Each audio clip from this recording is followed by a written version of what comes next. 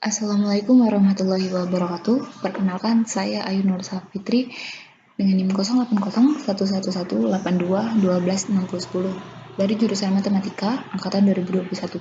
Di sini saya akan menjelaskan mengenai program untuk melihat karakter nama apakah bilangan genap atau bilangan ganjil. Yang mana tugas ini adalah mata kuliah dari algoritma dan pemrograman dengan dosen pengampu Ibu Anita Desini Fkom. Baiklah, selanjutnya kita akan menuju ke kode blocking yang telah saya siapkan dengan nama latihan. Untuk sebelum memulai suatu program, kita terlebih dahulu untuk mendeklarasikan variabel apa saja yang digunakan. Ini pertama kita melakukan include iostream dengan file holdernya iostream juga. Kemudian karena ini karakter nama, jadi kita menggunakan include string.h,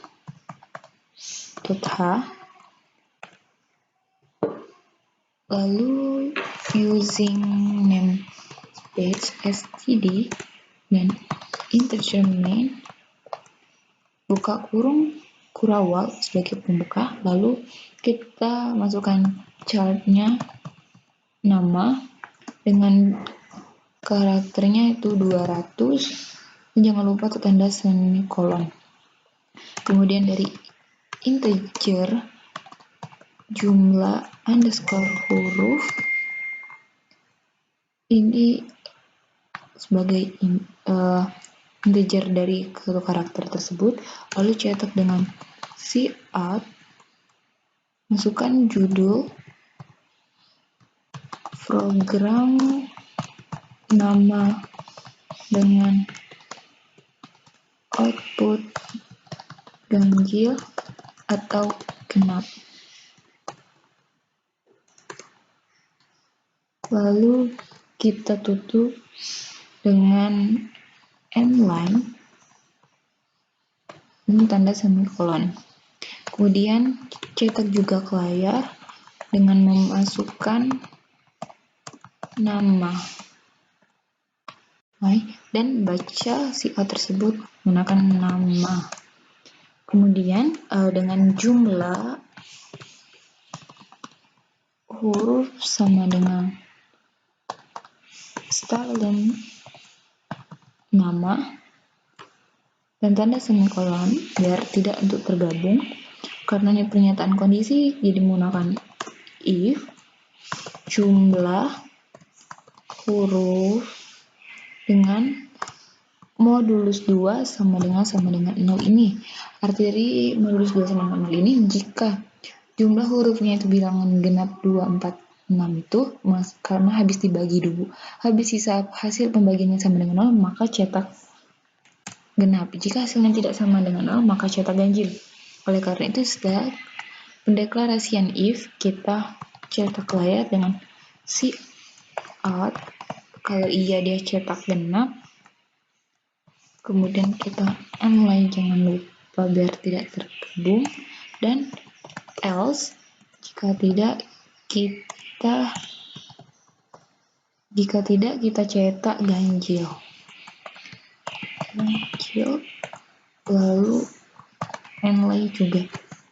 Dan ini biar terharap setelah selesai kita build and run apakah berhasil. Kalau sudah muncul hasil output, maka kita masukkan nama kita seperti nama Ayu, maka hasilnya adalah ganjil. Maka program ini dapat dijalankan. Untuk soal kedua, yaitu untuk menghitung rata-rata dan standar deviasi. Yang pertama, kita harus mendeklarasikan terlebih dahulu variabel dan tipe data yang digunakan. Di sini dengan deklarasinya yaitu x1, x2, x3, dan n itu banyaknya data. Kemudian float, rataan, varian, dan deviasi. Kemudian kita cetak x1, baca x1, cetak x2 ke layar, dan baca x2 ke layar, dan cetak x3, baca x3, dan cetak jumlah data. Atau juga bisa langsung menuju ke kode blok. Di sini sudah ada, yaitu dengan fileholder include, usestring, include math di sini karena kita melakukan operator aritmatika, jadi kita harus menggunakan include-nya math.h. Kemudian integernya x1, x2, x3, float-nya yaitu dari rataan, varian, dan deviasi. Kemudian cetak x1 ke layar, baca x1 ke layar. X2, X3 seperti itu, dan baca. Kemudian masukkan jumlah data, yaitu N, yang dimana N ini di sini adalah 3. Kemudian masukkan rumus dari rataan, yaitu X1 ditambah X2 ditambah X3 dibagi 3. Jangan lupa tanda semikolonnya juga. Kemudian cetak layar dengan rata-rata data tersebut sama dengan rataan, kemudian N line. Kemudian masukkan rumus dari varian, yaitu dari X1 min rataan dikali X1 kurang rataan ditambah X2 dikurang rataan dikali X2 kurang rataan ditambah X3 min rataan dikali X3 min rataan, lalu bagi 3 dan tanda semikolon. Kemudian cetak layar dari varian itu, yaitu varian dari data tersebut adalah varian, dan jangan lupa tanda N line dan tanda semikolon. Kemudian masukkan rumus deviasi, yaitu akar dari varian. Kemudian cetak layar dari rumus varian, yaitu standar deviasi dari data tersebut, yaitu deviasi, kemudian N line. Jangan lupa untuk tanda tutup kurung kurawal dari tanda buka kurung kurawal sebelumnya. Kemudian kita build and run. Masukkan X1 di sini misalkan dengan 4, X2-nya 5, X3-nya misalkan dengan 6. Jumlah data di sini terdapat 3, oleh karena itu tertulis jumlah datanya 3. Kemudian sini akan munculkan rata-rata tersebut, yaitu 5, varian dari data tersebut adalah 0,6, dan standar deviasi dari data itu adalah 0,81. Dimana program ini dapat dijalankan. Untuk soal ketiga, yaitu dengan mencari program KPK dan FPB dari dua bilangan. Di sini kita deklarasikan terlebih dahulu menggunakan K, L, M, KPK, dan I. Kemudian setelah itu kita deklarasikan dari integer tersebut. Di sini KPK-nya sama dengan 0. Kemudian kita buat program cetak ke layar dengan judul program mencari KPK dan FPB dari dua bilangan. Kemudian cetak ke layar untuk masukkan bilangan pertama dan baca bilangan pertama dengan K. Kemudian cetak ke layar untuk bilangan kedua, lalu baca bilangan kedua dengan L. Setelah itu proses dengan kondisi for. Di sini for I sama dengan 1, I kurang dari sama dengan 1, dan I plus plus.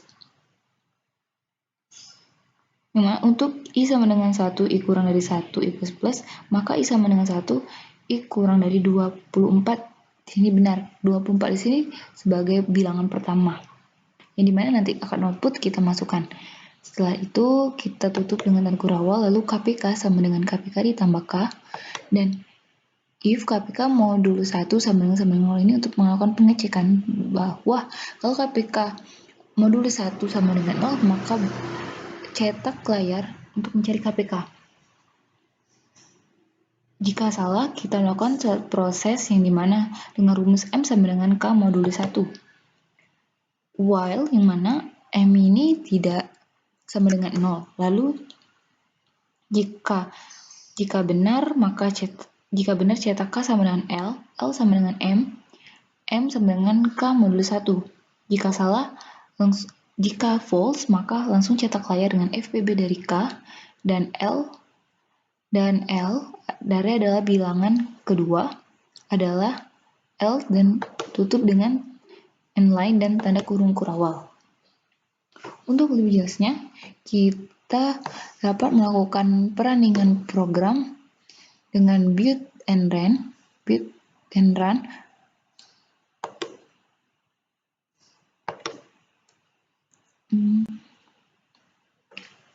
Dan program akan berjalan.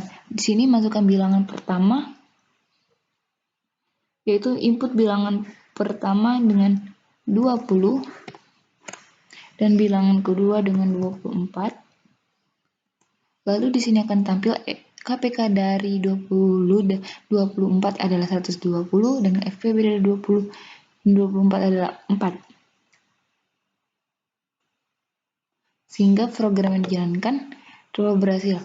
Atau Bisa juga dilihat dari flowchart yang dimana di sini telah dijelaskan bahwa adanya kondisi true dan false dengan menggunakan for dan while.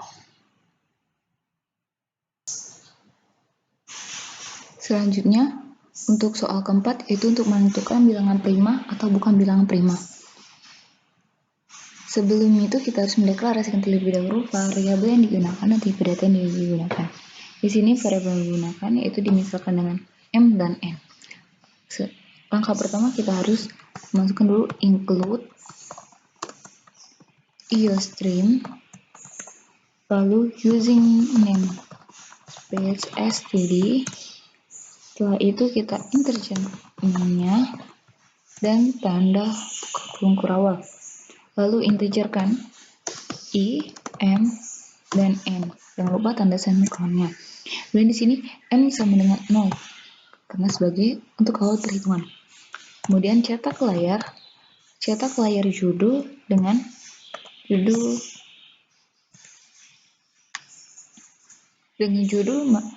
judul menentukan nilai prima atau bukan. Kemudian cetak layar dengan memasukkan bilangan lalu tanda semikolon.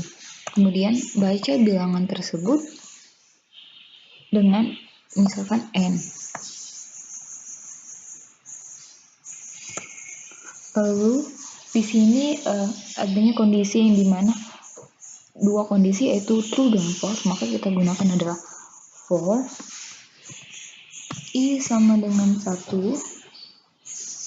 semikolon i kurang dari sama dengan n i plus plus.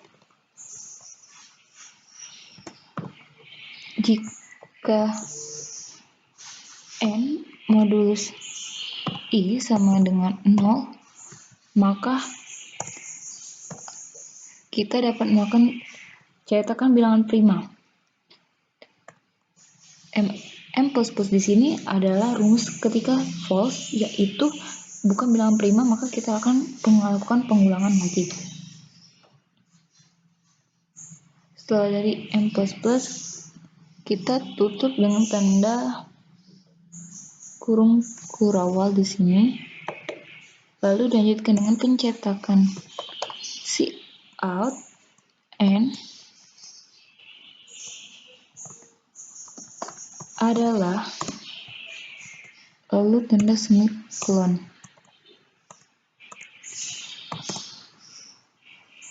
Dan jika n sama dengan 2, maka cetak bilangan prima.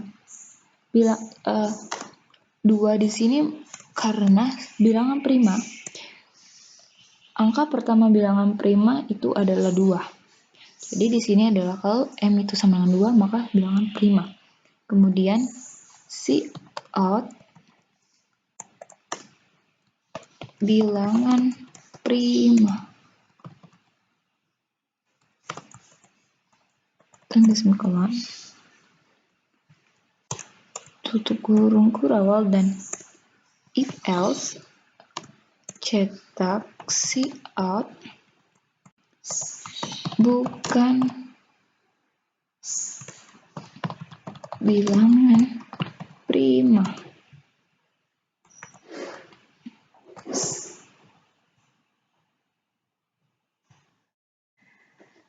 Jika sudah mencetak bukan bilangan prima dan tanda kurung kurawal tutup, maka kita akan melakukan build and run. Di sini n sama dengan 0 tidak terdeklarasi karena belum memakai tanda semikolon.